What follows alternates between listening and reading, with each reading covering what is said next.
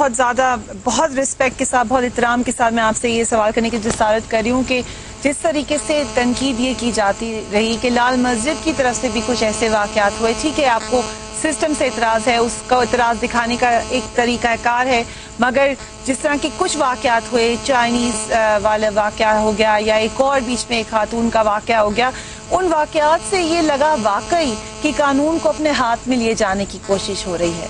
आपने बहुत अच्छा सवाल किया। देखें, बात यह है कि हम रद्द अमल को देखते हैं और असल चीज़ को नहीं देखते, एक्शन को नहीं देखते। ये सारे वाक़यात रद्द अमल के तौर पर हुए हैं।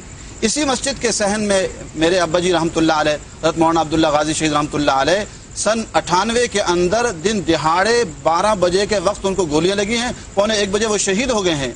लेकिन वो आज भी इंतजामिया मौजूद है। मैंने यहाँ का स्पीकर संभाला और मैंने पूरी कौम से कहा कि पुरअमन रहिए और कोई तोड़ फोड़ न कीजिए, ये मुल्क हमारा है, इस मुल्क की चीज़ें हमारी हैं। फिर चैनल वाले भी उसी वक्त पहुंचे। अभी अब्बा जी रहमतुल्लाह अलैह की लाश भी नहीं आई थी कि मैंने चैनलों से गुजारिश की कि देखिए कि यहाँ तोड़ फोड़ नहीं होनी चाहिए। अल्हम्दुलिल्लाह मुल्क पुरअमन हो गया, इस्लामाबाद पुरअमन हो गया।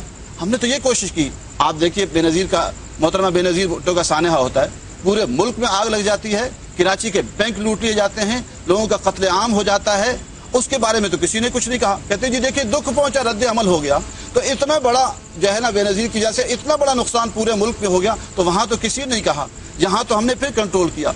उसके बाद ये जो असल एक्शन था, एक्शन ये था कि जनरल परवेज मुशर्रफ ने इस्लामाबाद की 80 मसाजिद को गैर कानूनी करार देकर उनका शहीद करना शुरू किया।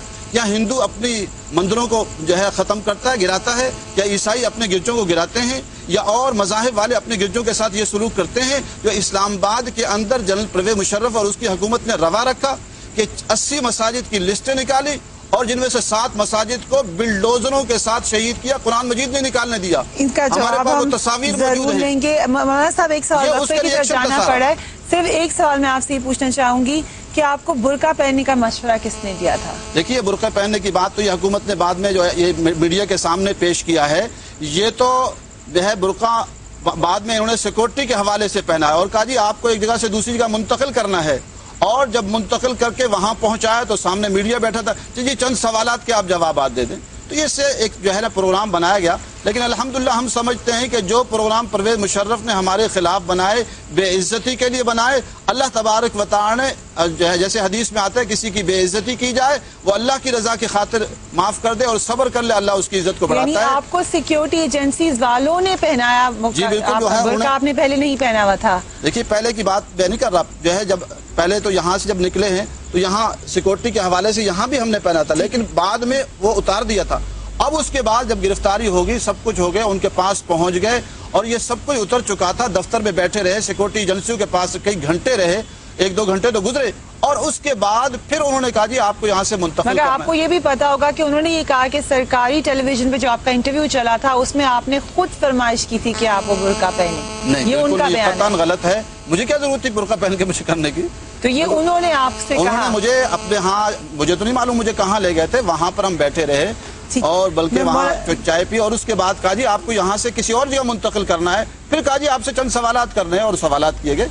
वक्फे की तरफ जाना पड़े, मामला अल्लाह पे छोड़ते। मौलाना अब्दुल अजीज साहब के आप एक्सक्लूसिव इंटरव्यू सुन रहे हैं CNBC पर। हम वक्फे के बाद मजीद सवालात के जवाब जानना चाहेंगे। देखते रहिए इस्लामाबाद से।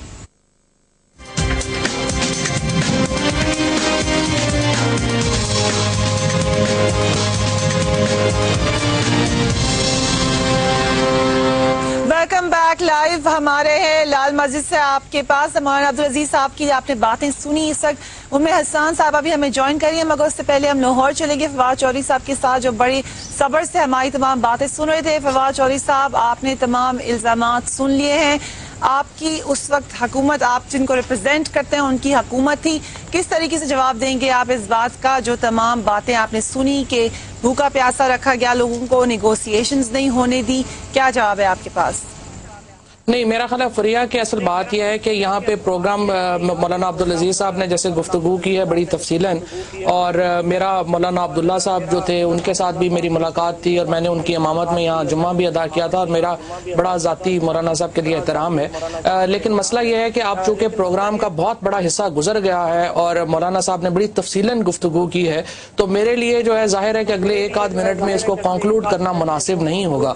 تو میں یہ سمجھتا ہوں کہ آج آپ کو پروگرام کر لینا چاہیے مولانا صاحب کا اور ام حسان صاحبہ کا، اور اس کے بعد پھر میں بھی اگر آپ پسند کریں گے تو اس کے اوپر جو ہے وہ میرا جواب تفصیلاً کے لیے آپ کوئی اور پروگرام کر لیں گے، کیونکہ ابھی وقت فواد آپ جواب دے سکتے ہیں، ہم سن رہے ہیں آپ کو یہاں پر جو آپ نہیں، وقت ہو نہیں نہ سکتا. نہیں، بہت بات تفصیلاً ہوئی ہے، یہ ہو نہیں سکے گا. تو میرا خیال ہے کہ یہ اس میں آج میں معذرت کر لوں گا، اور پھر اگلی دفعہ جب بھی آپ کہیں گی تو اس کو کر لیں گے، کیونکہ وقت نہیں ہوگا آپ کے پاس. آپ کل میرے ساتھ پروگرام میں آئیں گے، میں آپ کو مولانا صاحب کے انٹرویو کی کلپس چلاتی جاؤں گی، آپ ان کے جواب دیں گے؟ میں ضرور مولانا صاحب کے ہر بات کا جواب. مولانا صاحب اور ام حسان صاحبہ، آپ نے سن لی فواد صاحب کی بات، سے ہم یہیں سے بات کو کنٹینیو رکھتے ہیں. تھینک یو ویری مچ ام حسان صاحبہ، میرے پروگرام میں شامل ہوئی ہیں. آپ نے آپ کی طبیعت بھی تھوڑی سی ناساز ہے، اس کے باوجود آپ میرے ساتھ ہیں، بہت بہت شکریہ. مولانا صاحب سے تو ہم نے باتیں سن لی تھیں، آپ کیا اب کہنا چاہتی ہیں 3 سال کے بعد ان واقعات کے؟ 3 سال کے بعد میرے نزدیک یہ 3 سال کا عرصہ ایسے ہی ہے جیسے ایک لمحہ جس پہ قیامت صغریٰ گزری ہو، تو وہ گزر چکنے کے بعد بھی اپنا اثر اسی طرح باقی رکھتی ہے. میں جس جگہ بیٹھی ہوں اس جگہ پیچھے میرا گھر تھا، میرے سسرال والا میرے ساس کا گھر تھا، میرے دیور کا گھر تھا، اس جگہ پیچھے مدرسہ تھا، وہاں پر پیچھے اتنی بڑی مدرسے میں بلڈنگ تھی، 4,500 بچیاں تھیں. آپ سوچ سکتی ہیں کہ اس جگہ بیٹھ کر میں یہاں اس وقت کیا سوچ رہی ہوں کہ وہ لوگ کون تھے، وہ دہشت گرد کہلانے کے مستحق ہیں یا ہم دہشت گرد کہلانے کے مستحق ہیں، اور دہشت گرد کی تعریف کیا ہے. کیا صرف اسلام کا نام لینے والے یا اسلام کے تحفظ کی بات کرنے والے یا اسلام کی خاطر چند اقدامات کرنے والے لوگ اتنے بڑے مجرم ہیں کہ تاریخ میں کبھی بھی انہیں معاف نہیں کیا جا سکتا.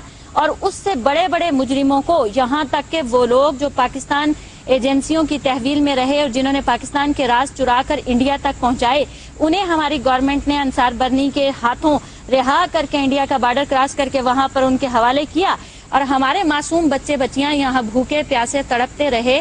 ابھی آپ نے کہا کہ میری طبیعت خراب ہے، حقیقتاً یہ دن میرے لیے بہت مشکل ہوتے ہیں. مجھے ایک لمحہ نہیں بھولتا کہ کس طریقے سے فائرنگ کی جا رہی تھی، کس طریقے سے اعلانات کیے جا رہے تھے، کس طریقے سے میرے بچوں کی لاشیں گر رہی تھیں، کس طریقے سے ہم بے یار و مددگار کھڑے تھے. ہمارے پاس دوائیاں نہیں تھیں، ہمارے پاس پینے کے لیے پانی نہیں تھا، ہماری بجلی کاٹی جا چکی تھی، اور ہمارے پاس خوراک کے کوئی ذرائع نہیں تھے.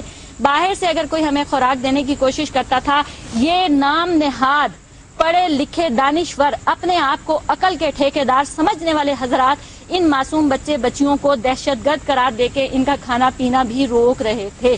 تو اس وقت میری ذہنی کیفیت کیا ہوگی آپ بہت اچھی طرح سمجھ سکتی ہیں.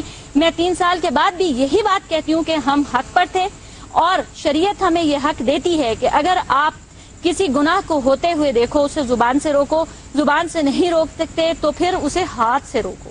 ٹھیک ہے، دیکھیں ہم نے اتنی بڑی غلطی نہیں کی تھی. نہیں رہی جو جن لوگوں کو موت الزام مولانا صاحب نے بھی ٹھہرایا، وہ لوگ اب حکومت میں نہیں ہیں، نئی حکومت ہے، جمہوری حکومت ہے. میں کہتی ہوں کہ وہی لوگ ہیں، سسٹم وہی ہے. یہ سسٹم ہے کہ جو اس کرسی پہ بیٹھ جاتا ہے وہ اپنے آپ کو یہ سمجھتا ہے کہ میں عقل کل ہوں، میرے ہاتھ میں فیصلے ہیں، میں جس کو چاہے مجرم چڑھاؤں، میں جس کو چاہے عدالتوں میں گھسیٹوں.